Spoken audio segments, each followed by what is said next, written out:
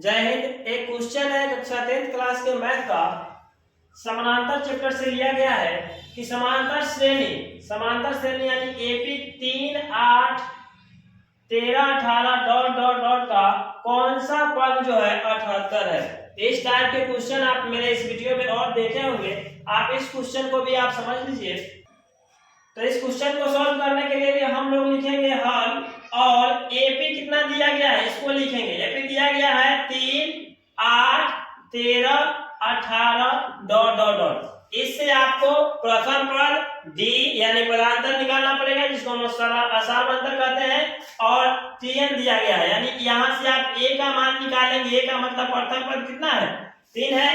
ए को ही हम लोग क्या बोलते हैं प्रथम पद बोलते हैं और डी निकालने के लिए हम लोग क्या करते हैं T2 माइनस T1 या A2 माइनस A1 मतलब 8 में से 3 को घटाएंगे तो कितना हो जाएगा डी का मान जो आ जाएगा 5 हो जाएगा।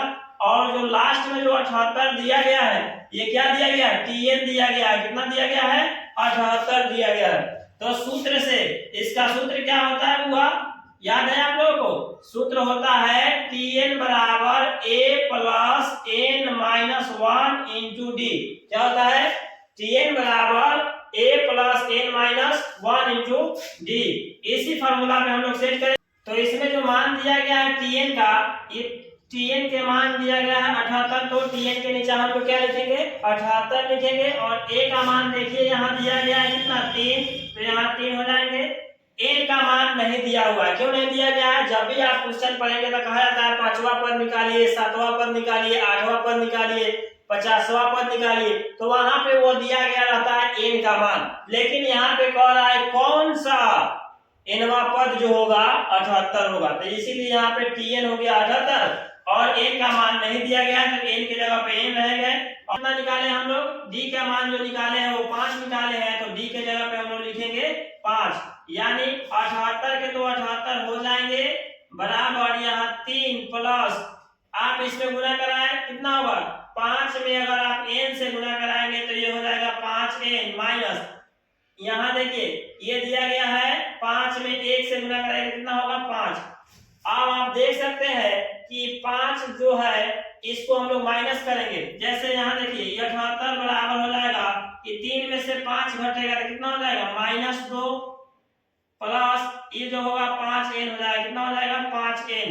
अब ये जो 2 दिखाई दे रहा है 2 माइनस में है इसको इधर भेजेंगे तो क्या हो जाएगा ये 78 और प्लस हो जाएगा 2 बराबर हो जाएगा 5n। ये दोनों को जोड़ दीजिएगा 78 और 2 हो जाएगा 79 80 जो होगा ये 5n के बराबर है। तो यहाँ से आप n का मान निकाल सकते हैं कितना n बराबर लिख सकते हैं 80/5। इसको कटा देंगे तो 5 × 5 और 5 × 30 यानी 16 आंसर हो जाएगा।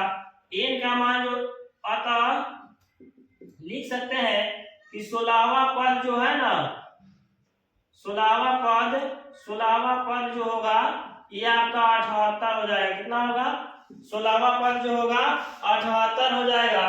तो प्यारे बच्चों हम उम्मीद कर सकते हैं कि आप इस क्वेश्चन को अच्छे से समझ पाएंगे। अगर आप इसको उतारना चाहते हैं तो उतार सकते हैं अपने कॉपी में और आपके बुक्स में दिए गए हैं आप वहां से इस क्वेश्चन के टाइप पर ही बना सकते हैं। तो प्यारे बच्चों उम्मीद कर सकते हैं कि आप ये समझ पाए होंगे।